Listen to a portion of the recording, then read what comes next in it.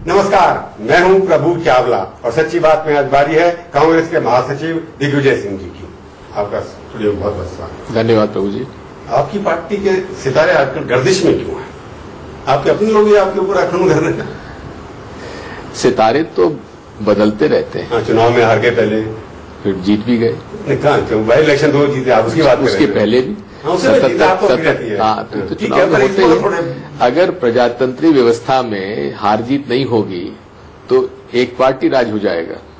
नहीं, वो हार तो जनता कराती है, पर ये कांग्रेस के अपने, इसीलिए यही तो शक्तिशाली है प्रजातंत्र हमारा, यही तो शक्ति है हमारी प्रजातंत्र। ऐसा मैं कुछ और कर कि कांग्रेस के अपने नेता केंद्र में जो केंद्र बैठे हैं, जैसे केरला में किसी ने अटैक किया राहुल के ऊपर, फिर किसी और ने किया, फिर आपके प्रदेश से किसी ने किया। प्रभु जी, ये कोई नटवर सिंह ने किताब लिखी थी पूरी, कोई नई बात नहीं है।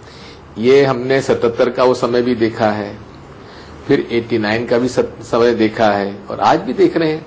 जब भी कांग्रेस हारती है तो वही लोग सबसे ज्यादा हल्ला मचाते हैं जिन्होंने सबसे ज्यादा फायदा उठाया है। तो मतलब धोखाधड़ी हुई आपके साथ जी, धोखाधड़ी कर दी। आपको जो कहना है कहिए। तो आप जो सबसे ज्यादा फायदा उठाया, इसका मतलब नटवर सिंह जी ने किताब लिखी है, उससे कांग्रेस की छवि के ऊपर काफी असर पड़ेगा, सोनिया जी की छवि के ऊपर असर पड़ेगा। प्रभु जी, एक बात सुन लीजिए। पंडित जवाहरलाल नेहरू के परिवार पर कोई पहली बार अटैक नहीं हो रहा है। पंडित जी के बारे में क्या क्या नहीं कहा गया। पंडित जी के बारे में उस समय किस प्रकार का प्रचार नहीं होता था। इंदिरा जी पर क्या क्या अटैक नहीं हुए, उनके निजी जीवन पर कितने अटैक हुए। राजीव गांधी पर क्या अटैक नहीं हुआ, उनके भ्रष्टाचार के बोफर्स का आरोप ने दुनिया भर की बात की। सोनिया जी पर क्या कभी आरोप नहीं लगे क्या, राहुल जी पर? तो ये आरोप तो लगते रहे हैं, लेकिन जो परिवार जिसने सत्ता भोगी हुई इतने वर्षों तक, आज तक एक भी आरोप प्रमाणित उनके खिलाफ नहीं हो पाया। तो इसलिए ऐसे लोग अगर कुछ कहेंगे भी तो छवि पर कोई फर्क नहीं पड़ता। अगर नटवर सिंह जी कहते हैं कि सोनिया जी को राहुल ने कहा कि हत्या हो सकती है, असैसिनेशन हो सकता है, इसलिए मत एक्सेप्ट करिए, तो इसमें बुराई क्या है? बिल्कुल बुराई नहीं है, लेकिन मैं आपसे पूछना चाहता हूं, कई बार डर लगता है। मैं कोई डर की बात नहीं। ये परिवार वो है जिसने कभी डरा नहीं है। अगर वो इतने डरते होते तो राजनीति में क्यों आते? लेकिन राजनीति में आए। ये परिवार कभी डरा नहीं है। आप लोग बड़ी गलतफहमी में हैं, जो ये परिवार कभी डर के काम करेगा। मैं तो एक बात जानता हूं, विश्व के सबसे बड़े प्रजातंत्री व्यवस्था में सबसे शक्तिशाली पद को सोनिया गांधी ने ठुकराया। किसी के ने ठुकराया? त्याग की मूर्ति जो है, त्याग की मूर्ति है। त्याग किया। अगर नटवर सिंह कहते हैं कि डर के हमारे नहीं त्याग किया, तो त्याग कहां रहा वो? ऐसा है, इसके पहले आपको याद होगा पूरी भाजपा और संघ लगा रहा कहते हुए कि ये तो बनना चाहती थी, लेकिन राष्ट्रपति ने मना कर दिया। राष्ट्रपति ने मना कर दिया। ये प्रचार कितना चला प्रभु जी, आपको ही मालूम है। वो बात अपने आप खत्म हो गई। दिया उसके बाद अब सुरसरी दूसरी चल गई कि राहुल जी ने मना किया था। ये सब बातें अपने इन सनसनी जो पैदा करके अपनी किताब का मुफ्त में प्रमोशन कर रहे हैं। तो मैं तो बहुत सम्मान करता हूं नटवर सिंह जी का, बड़े अच्छे सम्मानजनक हैं, बड़े परिवार के हैं। ये कारण क्या रहा होगा, आप क्या लगता है? नटवर सिंह 83 ईयर ओल्ड है। हाँ, 83 ईयर ओल्ड है, लेकिन किताब का मुफ्त में प्रमोशन कर रहे हैं। तो मैं तो बहुत सम्मान करता हूं नटवर सिंह जी का, बड़े अच्छे सम्मानजनक हैं, बड़े परिवार के हैं। ये कारण क्या रहा होगा, आप क्या लगता है? नटवर सिंह 83 ईयर ओल्ड है। हाँ, 83 ईयर ओल्ड है, लेकिन अंग्रेजी बोलते हैं। वॉलकर रिपोर्ट में जो बात आई, फूड फॉर ऑयल प्रोग्राम के अंदर उनका नाम आया। कांग्रेस प्रेसिडेंट और कांग्रेस पार्टी ने हमेशा ऐसे आरोपों के लिए, जिस पर आरोप लगा है उसी को उसका उत्तर देने की जवाबदारी, जिम्मेदारी हमेशा सौंपी। कोई नई बात नहीं है। लेकिन उसके बाद नटवर सिंह जी ने विरोध का झंडा उठा लिया। विरोध का झंडा उठाकर उन्होंने चैलेंज कर दिया, चैलेंज करके बाहर हो गए। नटवर सिंह जी को राजनीतिक जीवन में अगर कुछ मिला है तो नेहरू गांधी परिवार से ही मिला है, और उन्हें उनके जो इस परिवार के साथ संबंध रहे हैं, ये इतने दिन चुप क्यों रहे? अगर ये सब बातें थीं और इतना वो बहुत ही साहसी निर्णय लेना चाहते थे तो तब लेते जब हम लोग सत्ता में थे, तब क्यों नहीं लिया? आप ये कहना चाहते कि अवसरवादी हैं नटवर सिंह जी? मैं तो ये कह रहा हूं कि दो चीजें हैं। क्या धोखेबाज हैं? ना मैंने अवसरवादी कहा, ना धोखेबाज कहा। तो क्या उनको डिस्क्राइब कैसे करेंगे आप? मैं डिस्क्राइब ये कहूंगा कि अपनी किताब का प्रमोशन के लिए कुछ न कुछ उनको कहना था, और ये भी है कि आज के जमाने में लाखों करोड़ रुपए खर्च हो जाते तो इतना प्रमोशन नहीं होता जितना कि उनके 2-3 जुमलों ने कर दिया।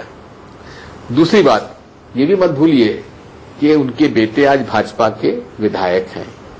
ये भी मत भूलिए कि वे चुनाव के पहले मोदी जी से मिल चुके हैं, मोदी जी के प्रशंसक हो गए हैं, भाजपा में शामिल हो गए हैं। तो हर व्यक्ति अपने बेटे को के लिए कुछ करना चाहता है, पता चाहता है कि मोदी जी को खुश करने के लिए किताब लिखी है उन्होंने। हो सकता है, मैं ये नहीं कह रहा कि यही उनके कहने पर उनके मिले, आप कह रहे हैं कि मिले हैं। ऐसा है, बड़ा एक संयोग है। संजय बारू साहब एक किताब लिखते हैं, उसमें भी ये घुमा फिरा के बताया जाता है कि साहब मनमोहन सिंह जी के पास कोई अधिकार नहीं था, सारा अधिकार सोनिया जी के पास था। वही घुमा फिरा के बाद नटवर सिंह जी कह रहे हैं कहते फाइलें भेजी जाती थी हम सोनिया जी के पास, ऐसा और है। एडवाइजर था, मीडिया एडवाइजर ने भी यही कहा जाने के बाद, सीखा देने के बाद। मैं आपसे पूछना चाहता हूं प्रभु जी कि प्रधानमंत्री जी के सचिवालय में संजय बारू जी ने काम किया। अगर फाइलें भेजी जाती थी तो वो 2009 तक चुप क्यों थे? अगर इतना ही कॉन्शियस उनका प्रिक करता था तो उनको फाइलों से मतलब नहीं था, मीडिया एडवाइजर का काम नहीं होता फाइलों से। तो फिर उनको मालूम कैसे पता पड़ा कि फाइल भेजी जाती थी? नटवर सिंह, मैं आपसे फाइलों के बारे ना संजय बारू साहब से मैं पूछना चाहता हूं कि फाइलें भेजी जाती थी जैसा उनका था कि, तो आप खुद कह रहे हैं कि उनको तो फाइलों की जानकारी रहती नहीं, तो मीडिया एडवाइजर थे। अब बात आई नटवर सिंह जी की। ये फाइलें दूसरा मिनिस्टर भेजा है, इनको कैसे पता होगा? नहीं, दूसरी बात मैं और कहता हूं आपसे, नटवर सिंह जी को अगर इतना ही उनका कॉन्शियस प्रिक कर रहा था तो फिर तब क्यों चुप रहे? तब क्यों नहीं कहा? नहीं, क्या नटवर सिंह जी फाइलें ले जाते थे क्या डिप्लोमेसी की? मैं नहीं जानता। एक्सपीरियंस ये हो सकता है, कैबिनेट मिनिस्टर थे, मैं नहीं जानता, वर्किंग कमेटी के मेंबर थे आपकी। मैं नहीं जानता क्योंकि मैं कभी केंद्रीय मंत्रिमंडल में रहा नहीं हूं, तो इसलिए यहाँ आप भी सोनिया जी के नजदीक हैं, राहुल जी के नजदीक हैं। हम उतने ही नजदीक हैं जितने अन्य कार्यकर्ता नजदीक हैं। ज्यादा क्लेम करते हैं, वो ज्यादा नजदीक। उनका तो पारिवारिक रिश्ता था, तो उसको तो हम सम्मान करते ही हैं। लेकिन सोनिया गांधी जी जितना थोड़ा बहुत मैं जानता हूं, उन्होंने कभी भी केंद्रीय सरकार के कार्य करने के अंदर कभी कोई हस्तक्षेप नहीं किया, कोई इंटरफेरेंस नहीं किया। हाँ, केवल नेशनल एडवाइजरी काउंसिल के माध्यम से उन्होंने राइट टू इंफॉर्मेशन एक्ट बनाया। महात्मा गांधी डरेगा, कैबिनेट स्टेटस था उनका, वो तो कैबिनेट की गवर्नमेंट की कमेटी थी, गवर्नमेंट जो इश्यूज उनको देती थी वो नेशनल एडवाइजरी काउंसिल उसके एक्ट बनाती थी, उसमें काम करती, अपनी रिपोर्ट देती थी, जो कि ऑन पेपर है, ऑन रिकॉर्ड है, उसमें कोई छुपा हुआ काम नहीं। नटवर सिंह ने जो बात उठाई है कि उस पार्टी के अंदर डिक्टेटरशिप है, नेता डिक्टेटोरियल बिहेव करती है, किसी बात में सुनना चाहती है, तो आप भी जानते हैं इस पार्टी के अंदर शुरू से आप हैं 30 साल से, तो मैं भी आपको देख रहा हूँ 35 साल से। तो ये जो नई छवि उन्होंने प्रोजेक्ट किया है मिसेस गांधी की, everything she wants to control, आप भी नजदीक में रहे हैं, तो क्या ऐसा लगता है कोई ऐसी बात है? उनसे, सोनिया जी से बड़ा डेमोक्रेटिक व्यक्ति हो नहीं सकता। मुझे इस बात पर आश्चर्य होता है कि 71 और 77 के बीच में इमरजेंसी जब लगी थी तब भी नटवर सिंह जी कांग्रेस में ही थे। और मेन कांग्रेस छोड़ी थी सोनिया जी के लिए उन्होंने, तो उसके बाद कांग्रेस नरसिम्हा राव के खिलाफ जो लड़ाई थी वो छोड़ गया, तो उसके बाद सब कांग्रेस में ही रहे वो। तो तब भी उनको कोई डिक्टेटोरियल एटीट्यूड इंदिरा जी का उनको नहीं लगा, सोनिया जी का डिक्टेटोरियल एटीट्यूड उनको लग रहा है, मोदी का डिक्टेटोरियल उनका एटीट्यूड उनको नजर नहीं आ रहा है, जिसने पूरा डिक्टेटर बन के खुद प्रधानमंत्री बन गए और अमित शाह को अपने नंबर 2 को बीजेपी प्रेसिडेंट बना दिया। वही जो लोग एक महिला की स्नूपिंग में सफेद दाढ़ी और काली दाढ़ी रही, और इशरत जहां मर्डर केस के अंदर सफेद दाढ़ी काली दाढ़ी रही, वो डिक्टेटोरियल एटीट्यूड मोदी का उनको नजर नहीं आता है। सोनिया जी का जो डेमोक्रेटिक प्रोसेस है उसमें उनको डिक्टेटोरियल एटीट्यूड नजर आता है। ये अब नटवर सिंह ने जब उनको निकाला, आपने उनके साथ उनको कुछ दिया नहीं, उसके बाद पार्टी के अंदर कुछ नहीं दिया, बेटे को कुछ नहीं दिया, तो आपने भी उनके साथ थोड़ी जाती तो की ना? ऐसा है, कोई अकेले नहीं है नटवर सिंह जी इस मामले में। कांग्रेस पार्टी ने हमेशा इस बात पर ध्यान दिया है, किसी पर आरोप लगा है तो जब तक उसका पूरी तरीके से निर्दोष साबित नहीं हुआ उसको अलग ही रखा है। पर मैं एक सवाल जो रहता है, बार बार उठता है सवाल के अंदर, कि पार्टी जो इतनी सिमट गई है, 44 या 46 सीटों पर आ गई है, उसके लिए अल्टीमेटली तो शीर्षक नेता जो है राहुल गांधी या सोनिया गांधी दोनों जिम्मेवार हैं। सच्ची बात में आपका एक बार फिर से स्वागत है। आज हम बातचीत कर रहे हैं दिग्विजय सिंह जी से। मैं ब्रेक से पहले आपसे पूछा था कि हार के लिए कोई ना कोई तो जिम्मेवार होगा, और आपके यहाँ प्रैक्टिस है कि हारे हम, जीते सोनिया गांधी। प्रभु जी, कांग्रेस पार्टी के पोलिंग बूथ से लेकर हमारा जो कार्यकर्ता है और सोनिया गांधी, हम सब लोग एक टीम की तरह काम करते हैं, और जब टीम हारती है तो सभी हारते हैं। नहीं, टीम लीडर को भी कहना चाहिए मैं मेरी गलती है, मैं ठीक है, आपके ऐसी बात होता नहीं किसी का। तो टीम लीडर ने खुद ने स्वीकार किया, पर बाकी जगह का वाइस कैप्टन ने भी स्वीकार किया, और इसको फिर से एंटनी कमेटी हमारी बनी हुई है, वो रिपोर्ट देगी, उसके आधार पर फिर अगली रोड मैप तैयार होगा। पिछले 12 साल के अंदर 8 रिपोर्ट इलेक्शन के ऊपर लिखी है, तो उसमें क्या होता है, उसमें ये होता है जिसके रिजेक्ट कर दी जाती है। 2004 से लेकर 2014 तक हम सत्ता में रहे। अमित शाह पर सवाल उठाया कि अमित शाह को अध्यक्ष क्यों बनाया गया जी? क्या किसी की पार्टी का अध्यक्ष कोई नहीं, आपको उससे क्या मतलब? कोई मतलब, लेकिन एक बात बता दीजिए, बीजेपी में जब से जनसंघ से बीजेपी तक एक बार भी बता दीजिए कि पार्लियामेंट्री पार्टी का लीडर और पार्टी अध्यक्ष दोनों एक राज्य के हों, एक बता दीजिए। मैं ये कहना चाहता हूं कि अच्छे दिन अगर आए हैं तो केवल 2 लोगों के लिए आए हैं, नरेंद्र मोदी और अमित शाह। तो आपके पास इशू नहीं है, आपके नाम एलओपी बना दो, उसी के लिए झगड़ा हो रहा है। नहीं बनोगे तो क्या आप सत्ता के बिना नहीं चल सकते क्या? आप प्रभु जी एक बात, पद से क्यों प्यार है? ये आप भूल रहे हैं। देखिए, लीडर ऑफ ऑपोजिशन का जो पद है, ये 98 के अंदर एक एक्ट बन गया है, जिसमें कि 10% से ज्यादा होना, तो उसके अंतर्गत जब तक एक्ट में चेंज नहीं होगा, लीडर ऑफ ऑपोजिशन के पर्क्स एंड प्रिविलेजेस नहीं होंगे। ठीक है, एग्रीड।